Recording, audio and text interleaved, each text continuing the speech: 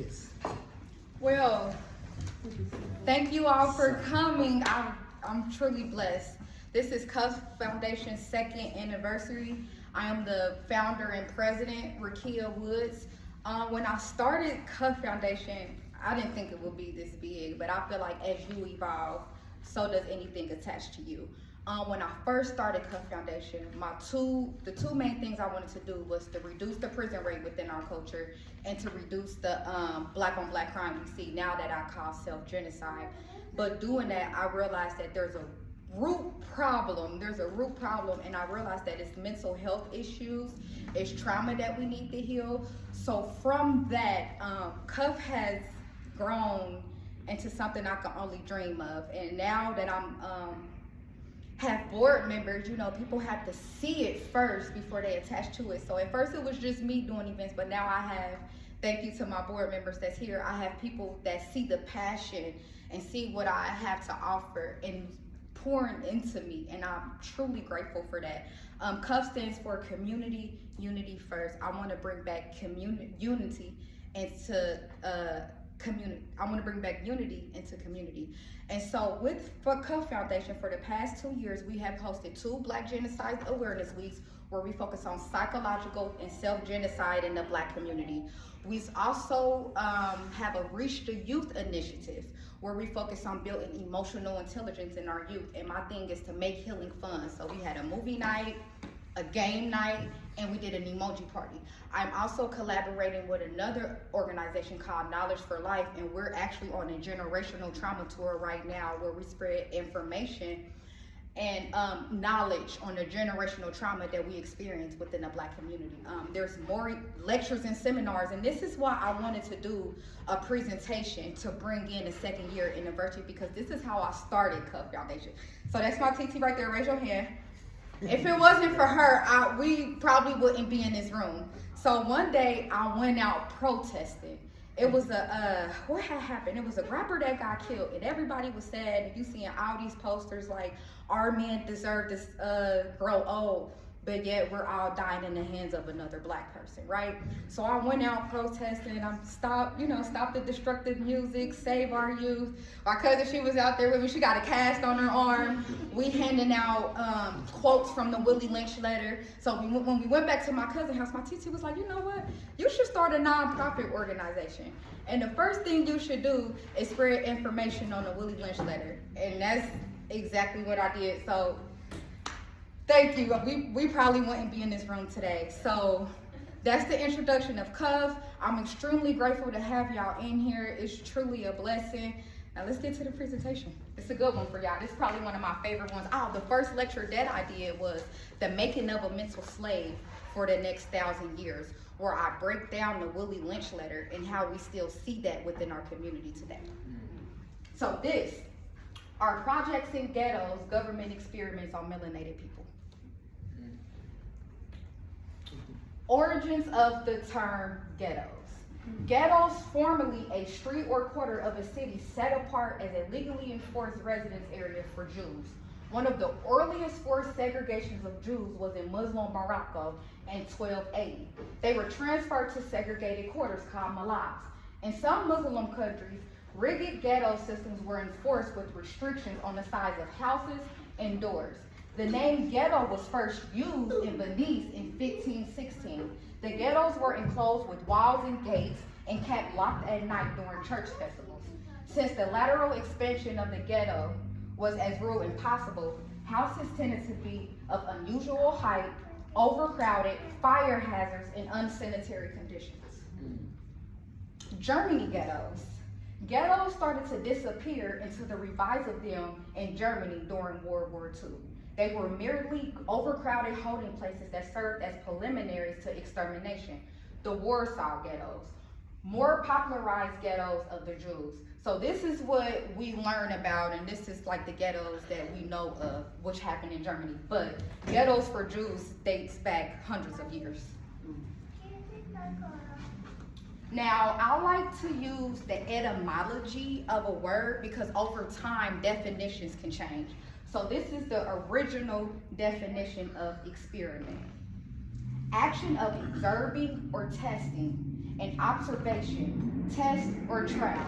Also, piece of evidence or empirical proof, feat of magic or sorcery, practical knowledge, cunning, enchanting, magic spell, trial, proof.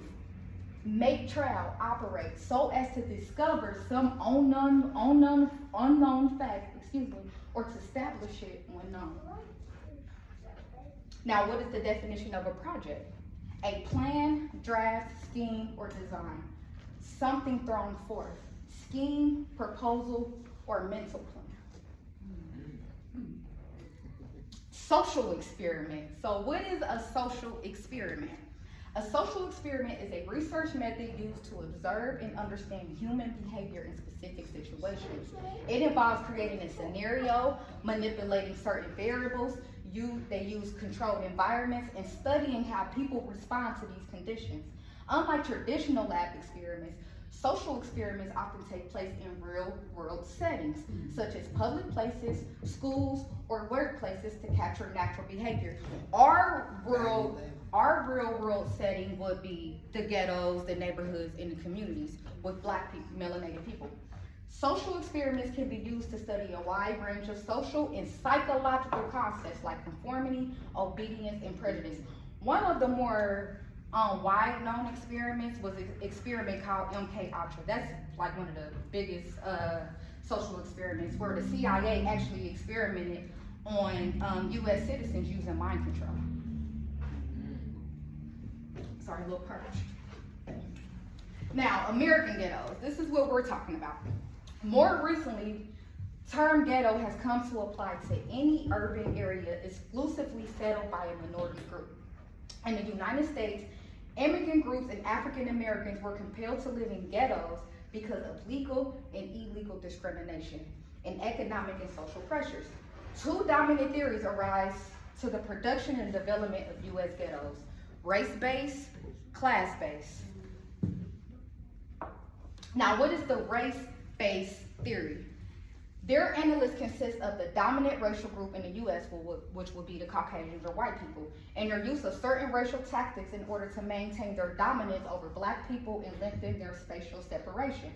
More contemporary research of race-based theories is to frame a range of methods conducted by white Americans to preserve race-based residential inequalities as a function of the dominantly white state-run government, involving uneven development, mortgage and business discriminations, and disinvestments. It's harder for Black people to get mortgage loans, or the banks will charge them higher interest rates. Social experiment performed where they changed the decor from a white family setting to from a Black family setting to a white family setting, and the price of the home changed it drastically. Class-based theory. Such theories confirm class to be more important than race in the structuring of U.S. ghettos. Dynamics of the low wage service and unemployment triggered from deindustrialization and the intergenerational diffusion of status within families and neighborhoods proved the rise in socio-economic polarization between classes to be the creator of American ghettos, not racism. Upper class view white class and lower class in poverty just how they would Black people. And when we're talking about deindustrialization, this is less reliance on industrial jobs, which produce job losses, urban declines, and income inequality, and other social impacts. When we're talking about intergenerational, that's what's passed down through generations. Brief history of public housing. Federal funded housing came into the United States as a part of the Franklin D. Roosevelt's New Deal. Section 202 of the National Industrial Recovery Act, passed June 16, 1933, directed the Public Works Administration to develop a program for the construction, reconstruction, alteration, or repair of low-cost housing and slum clearance projects. The New Deal Act between 1933 and 1939, which took action to bring about immediate economic relief as well as reforms in industry, agriculture, finance, water power, labor, and housing. What we're worried about in the bill is the housing. This bill was passed to help Americans after the Great Depression. The first public housing. In 1935, Techwood Homes became the first public housing project built in the United States. Local architect Flick Berg designed waterproof brick buildings on concrete slab foundations. Rent included heat, electricity, and water. And the units had the latest electric appliances, as well as closets in each room, 2-story row houses, three-story garden apartments covered less than 1/4 of the 22-acre grounds. On the remaining property, residents enjoy lush landscaping, playgrounds, park benches, and open space. And they had easy access to an administration building, 6 stores, recreational facilities, and a health clinic. Techwood Homes became a source of pride for its new residents, as well as the model studied and observed by sociologists, housing experts, and architects. Techwood Homes. Techwood Homes provided affordable, clean, modern living for over 600 white families. And its construction also meant the clearance of the flats, which displaced over 1,600 families. 28% of the flats community had been African American, and because public housing was segregated by national law, only white residents were permitted in Techwood Homes. Techwood Homes remained an all-white housing project until 1968.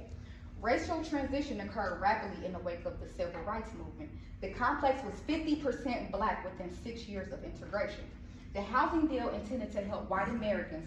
After they were able to get on their feet, nearby neighbors would throw a party celebrating the tenants moving out and finding better homes.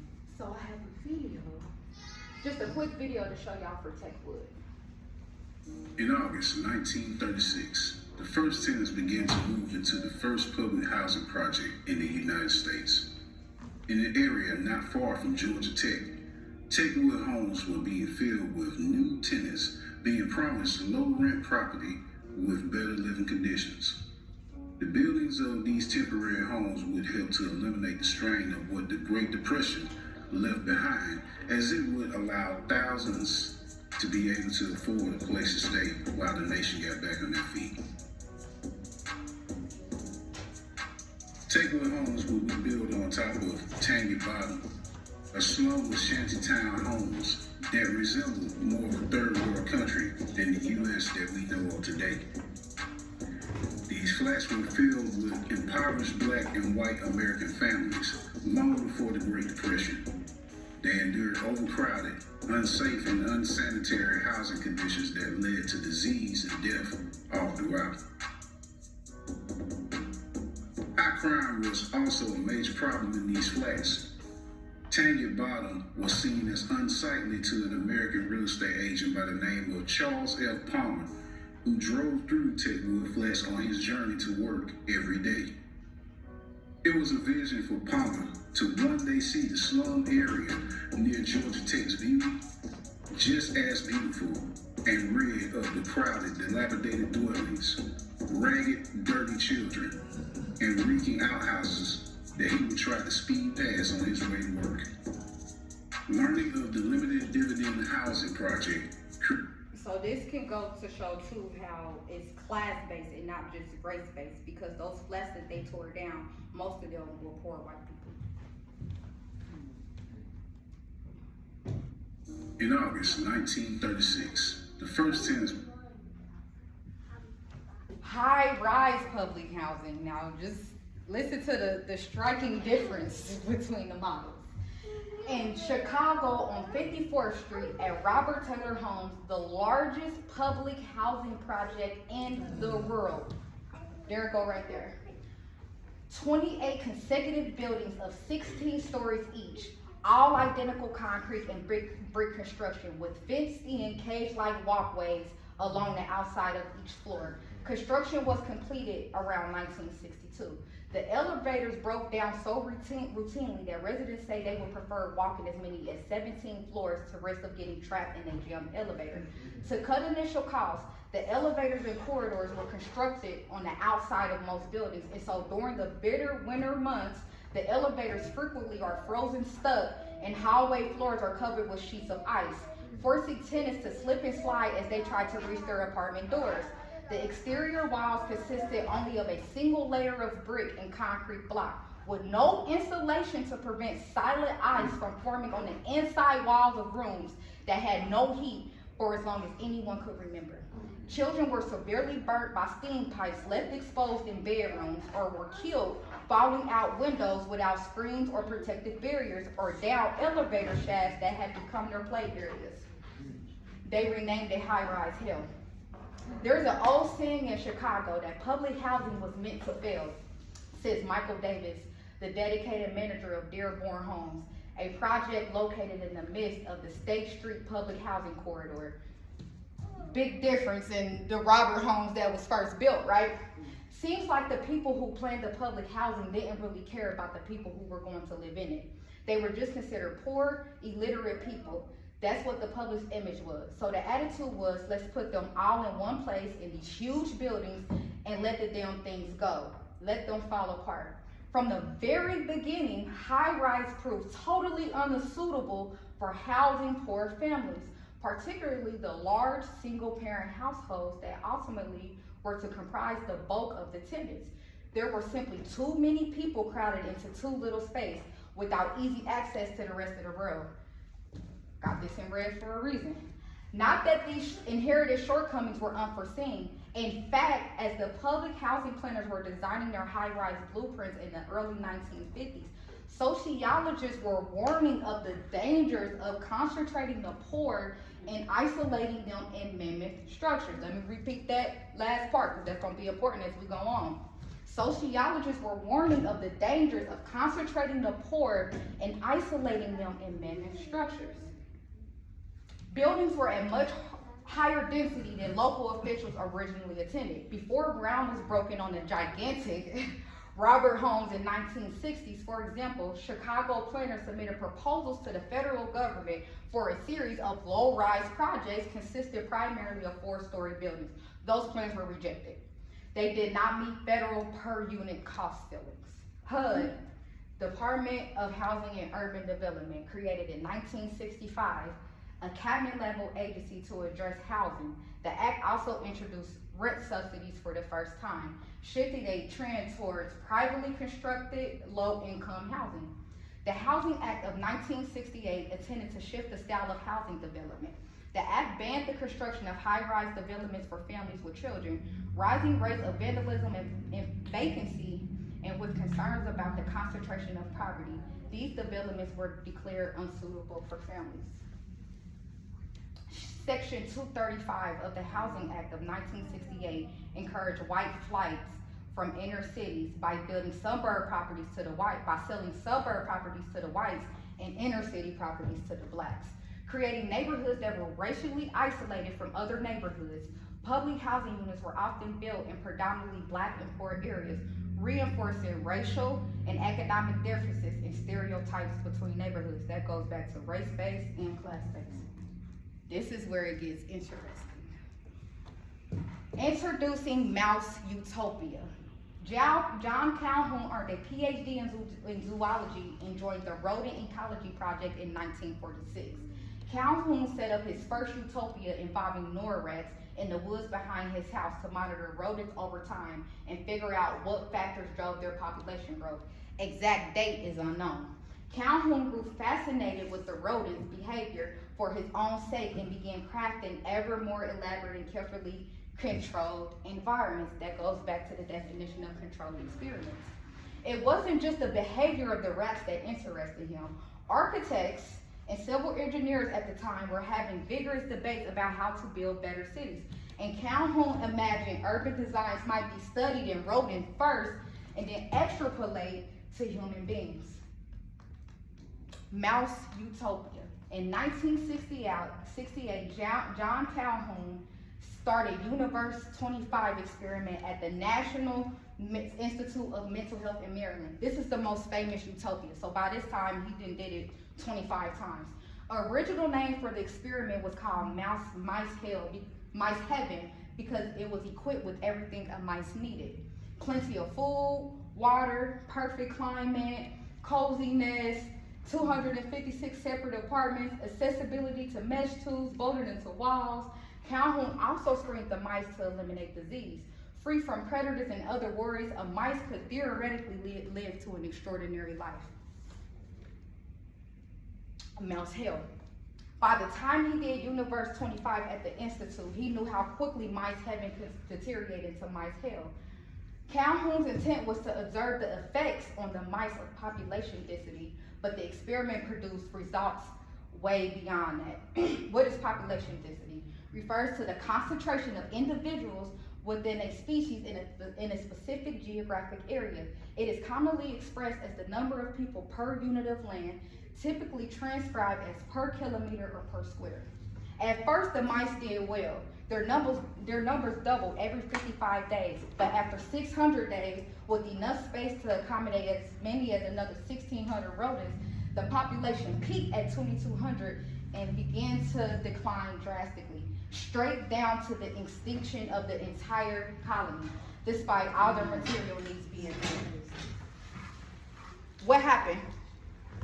The turning point in this mouse utopia, Calhoun observed occurred on day 315, where the first signs appeared of a breakdown in social norms and structure.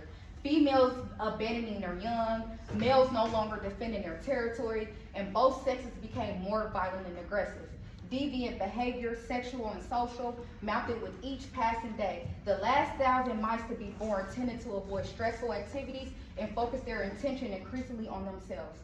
Other young mice growing into adulthood exhibited even different type of behavior.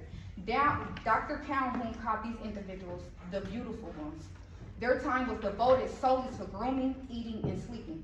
They never involved themselves with others, engaged in sex, nor would they fight.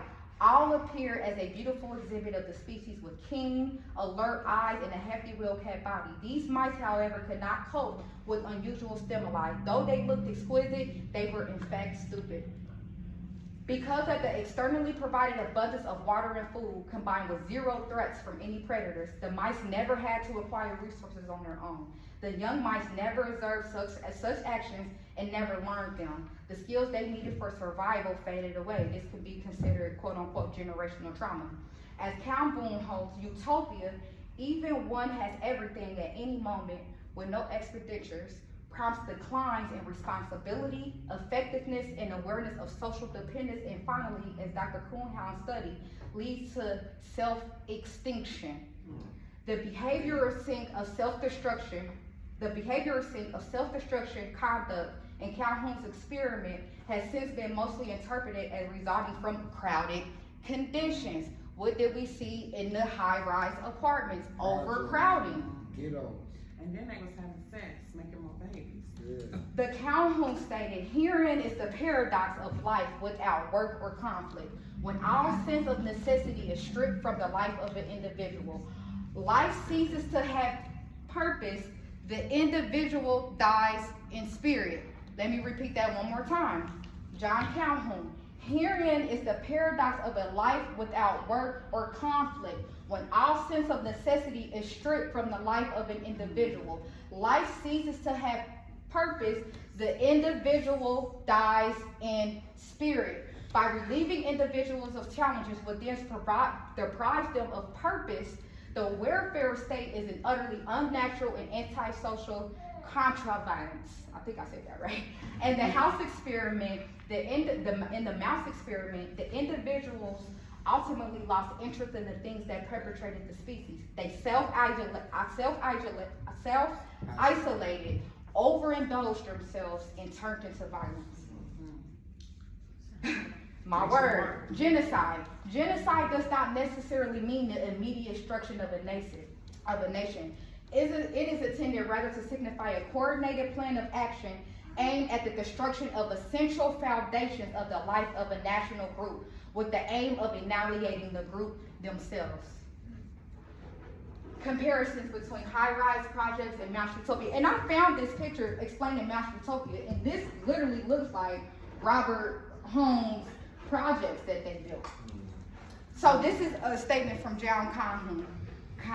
I largely speak of mice, but my thoughts are on man. So the comparisons that I've seen was the population density, of course the overcrowding. Now this is my theory, right? The Housing Act was passed in 1968. This is the same year that Calhoun did Universe 25 at the Mental Health Institution. Why at a mental health institution? My thoughts are the government probably already had their eyes on the experiments that he was doing. Like I said, there's not an exact date for when he started the first one. I give about 20 years, give or take, because you see it took almost 2 years to even start seeing the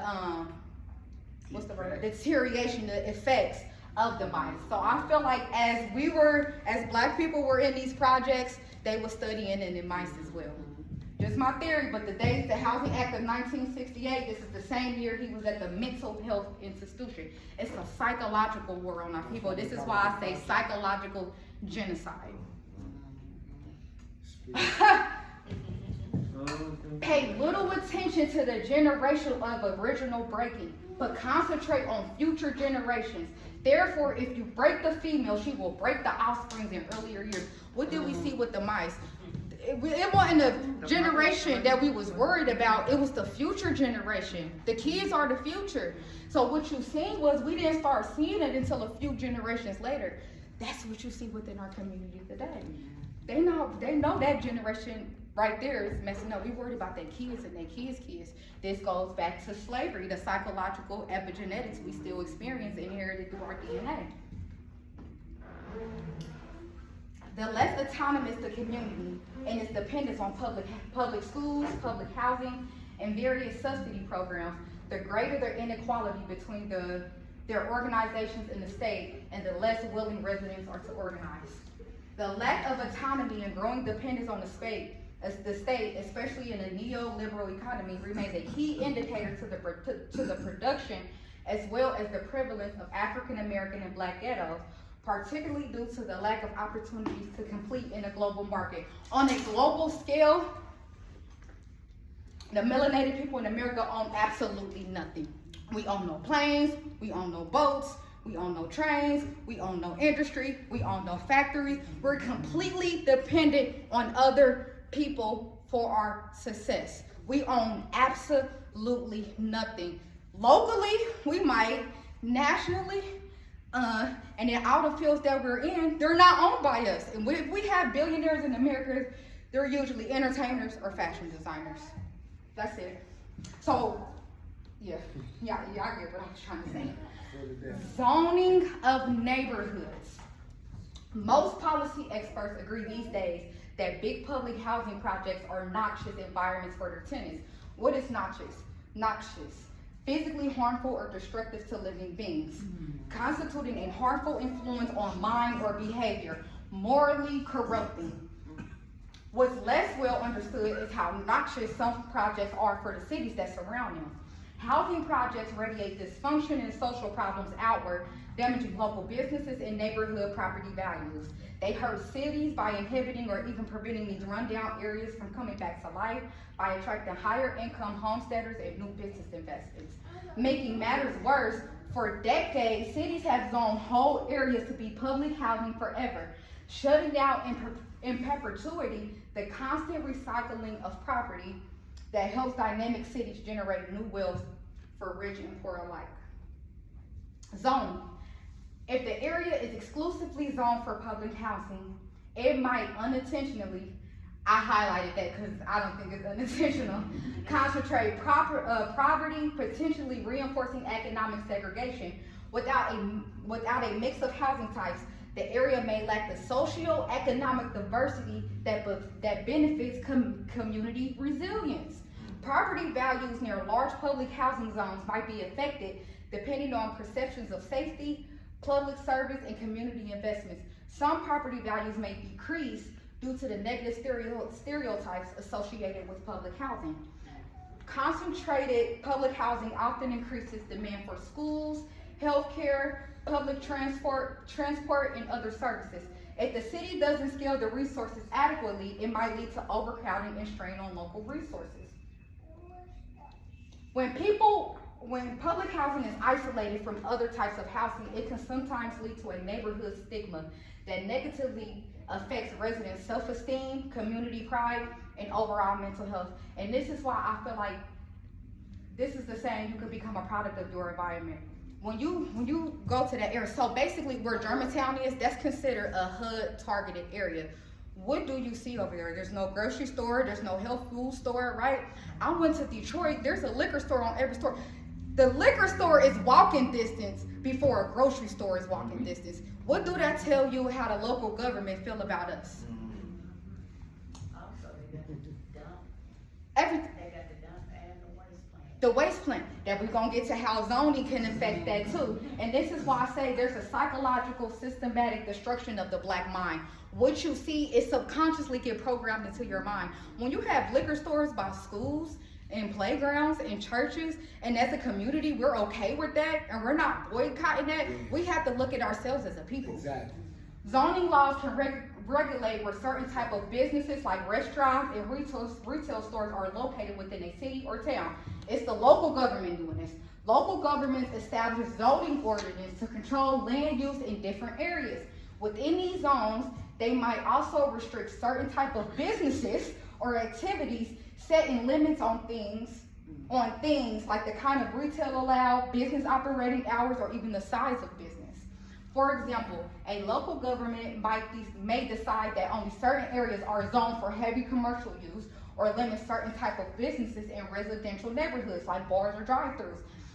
I was going to a lot of the city hall meetings as well, and they're starting to rezone where Burkham Park is. They rezoned that for something else. And when I went up there and asked them, what are they rezoning it to? The mayor said, you have to call down here and ask. But I didn't never get the chance to call. But we know the gentrification is starting to happen on the west side of town. Single parent homes. Now, listen, in order for us to be ahead, we gotta know how they think. That's how we're gonna be 3 steps ahead. Now, what he say might be harsh, but there's truth in his statement. I actually bought a book one time, Hide the Book from the Nigger, Don't Let the Nigger Read. And that book, I wasn't like, oh, I'm not gonna read that. I'm like, oh, let me read what they gotta say. It was very informational. Public housing spawns neighborhood social problems because it concentrates together welfare-dependent single-parent families whose fatherless children disproportionately turned out to be school dropouts, drug users, non-workers, and criminals. These are not, of course, the families public housing originally aimed to serve, but as the U.S. economy boomed after World War II, the lower middle-class working families for whom the projects had been built discovered that they could afford properly built homes in America's suburbs. But we know that was intentional, right, because of the 1968 Act. They was giving subsidies to white families to move to the suburbs, and they was pushing us into the inner cities. So that right there, it was a systematic plan to divide us. Left behind were the poorest, most disorganized, non-working families, almost all of them headed by single women. Public housing then became a key component of the vast welfare support network that gave young women their own income and apartment if they gave birth to illegitimate kids. As the fatherless children of these women grew up and went astray, many projects became lawless places with gunfire a nightly occurrence and murder commonplace. The absent parent policy in housing programs. The policy emerged partly from the 1930s and 1940s welfare and housing eligibility requirements, would often require single-parent households, usually headed by mothers, to demonstrate that they were not receiving financial support from a partner or father figure. In some cases, a mother with low income would qualify for assistance only if she could prove the father was absent and not contributing financially or living in the house. This created a de facto rule discouraging cohabitation with fathers or partners, even when they wanted to support the family. Due to the requirement to demonstrate that they were in need, many mothers were discouraged from allowing fathers or partners to live with them, as his presence could lead to a reassessment of household income. In practice, this pressured some low-income families to live separately, even when a two-parent household might have been preferable. This approach was also criticized for stigmatizing and reinforcing a cycle of poverty by making stable family structures more challenging for low-income families. Reforms and changes over time. By 1990, there was a greater awareness and criticism on these policies, as they were seen to disproportionately affect low-income families and communities of color. Housing programs began to revise the eligibility criteria to better accommodate diverse family, structures and reduce the pressure of fathers to be absent. The Temporary Assistance for Needy Families program, which replaced aid to families with dependent children in 1996, also aimed to reduce the disincentives for two-family households. Although income thresholds still remain a determining factor for many benefits, the damage is already done. We 4-5 generations in. And my last lecture that I did, Cracks in the Family Foundation, I actually had a documentary where these girls in the early 80s, they're teenage parents, they all single moms. It was like 20 of them. None of them desired to marry the man that they had a baby with. And their excuse was, well, my mom did it on her own, and her mom did it on her own, so why can't I do it on my own? This is, we in the 80s, so by 1990s, what did Will and Lynch say? We not worried about the original people that we breaking. We worried about their kids and their kids' kids. So yeah, they revised it, but they knew the psychological damage that was already done. Drugs. We can't talk about black communities without talking about drugs. Little video just started off.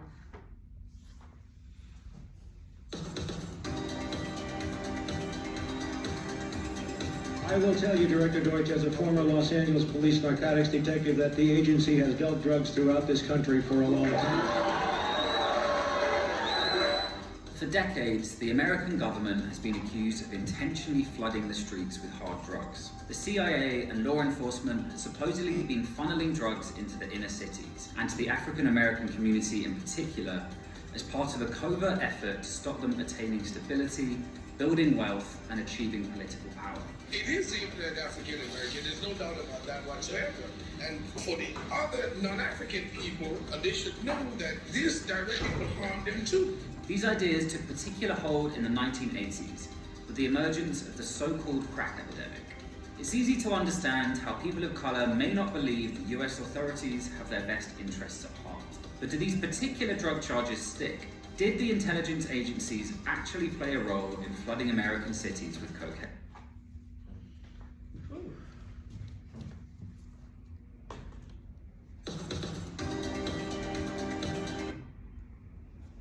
Drugs. I don't know.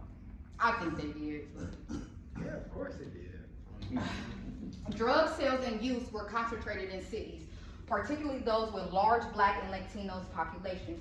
Although there was a spike in use among white population, too, listen to this, between 1984 and 1989, crack was associated with a doubling of homicides of Black males aged 14 to 17. These are babies that's dying. The subcultural behaviors associated with crack use led to much interpersonal violence, duplicity in relationships, increased prostitution, child neglect and abuse, and family dissolution. Crack users placed a heavy burden on families of orientation, extended kin, and community members who sought to support these persons. Crack users also greatly disappointed their offsprings who might otherwise have depended upon them, thereby placing additional burdens on kin, family, and communities. So parents that will be found actually abandoning their children during this time, man, it sounded like a war zone. Babies was being born having withdrawal symptoms. Babies were being born with HIV. Babies were dying as stillborns. It was a crazy time then. But the crazy part is we have to take accountability as a people, because yeah, the CIA might have smuggled the drugs within the community, but who was selling it to their own people? Bingo. We didn't think, okay, let's not sell it to our people, right? For the love of money, right? That greed. They didn't think about the psychological or the destruction of the family. They was worried about quick money. The heavy hand of law enforcement came without addiction prevention resources. So I say that to say the drug epidemic that we just experienced with heroin and fentanyl with white people was totally different. They got mental health resources. They weren't addicts. They had mental health problems. They came out with a drug that reversed overdoses. A life-saving, on the spot, a life-saving drug. And they could come back. They weren't addicts. Oh, these are people that have mental health issues. Yes. So we see a distinct difference between the epidemic that we experienced in the 80s and the ones that we just previously experienced. Use of crack rose sharply in 1985 and peaked in 1989. This is when we seen that double homicide of our black youth. Before quickly declining in the 1990s, according to a Harvard law study. It was still out in the 1990s. It just declined a little bit. So, we can't talk about the government and our people without talking about Operation COINTELPRO. What is COINTELPRO? Counterintelligence. COINTELPRO was a counterintelligence program run by the FBI from roughly 1956 to 1976. I still think it goes on today. It combined the efforts of the Bureau, local police forces to track, harass, discredit, infiltrate, destroy, and destabilize dissident groups in the United States. J. Edgar Hoover, the director of the FBI, considered militant black nationalist groups to be the most dangerous threat facing the United States at the time. The FBI's COINTEL focused on the Black Panther Party, Malcolm X, the Nation of Islam, and others. COINTEL also sought to undermine, intimidate, and slander nonviolent leaders such as Martin Luther King. The COINTEL methods used by the FBI program included sending undercover agents into the Black Panther Party, where they incited criminal acts and fomented much of the violence that the public came to negatively associate with the Panthers. Other methods included planting informants, video surveillance, wiretapping, as well as phone call campaigns and false letter writing to sow intra-group discord. It is estimated that the COINTELPRO and the officers working as part of the program killed 28 Black Panther members and imprisoned another 750 in their effort to destroy the group. COINTELPRO also exploited tension within the Black Panther Party, leading to the killing of Sam Napier, who ran the Black Panther Party's newspaper in Oakland, California. COINTELPRO and the Chicago Police Department were also behind the assassination of Mark Clark and Fran Hampton, who were sleeping in the Black Panther headquarters on December of 1969. They came out with that movie about that, The Black Messiah, like a few years ago. J.D. Hoover, Was it Judah and the Messiah. Judas and the Messiah. They got a movie on that. J.D. Hoover talked about the rise of a Messiah that could lead his people and considered it a threat. Complete information on the origins and activities of COINTELPRO remains elusive, as participating agents are largely bound to secrecy, and the FBI retains control over most of the COINTEL files that do exist. Due to the highly sensitive nature of COINTELPRO's actions, many details of the program were intentionally never put into writing so they could never later be exposed. Some COINTEL files came into light in March of 1971 after a leftist group called the Citizens Committee to investigate the FBI broke into a small Pennsylvania FBI office, seized documents, and let it out to news. So we would have never knew about this if they would have never broken in there. And honestly, I still feel like it goes on today. It do. And that is it. These are my resources. And thank you so much for coming. Yes, it's over. Yeah, that's it. How long has it been? Yep, about 40 minutes. We're going to eat afterwards. Brother Muhammad, I was just talking about the work that we doing together. Stand up real quick.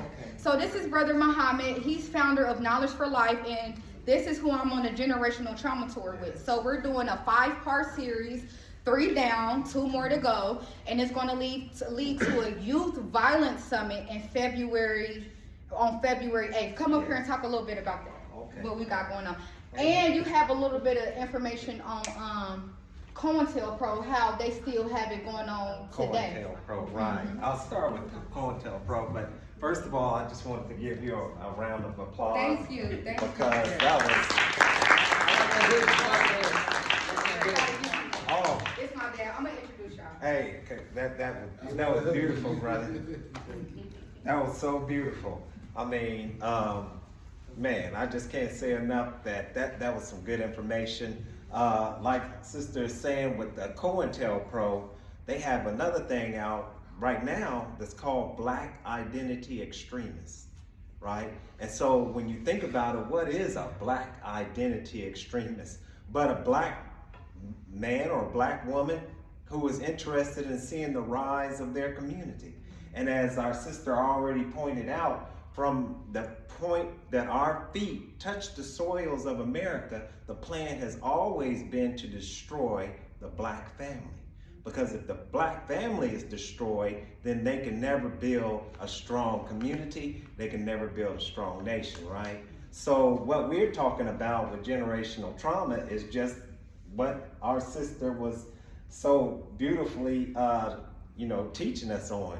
And that is that today, what we see as black culture is really shaped out of trauma, right? And it's the trauma that has been going on for over 500 years. And like Dr. DeGroote said, imagine the fact that we as a people have never been treated for our trauma, never. And the term generational trauma, as a matter of fact, comes out of the study of Holocaust survivors. Now, think about that. So that's sometime after 1945. But we had,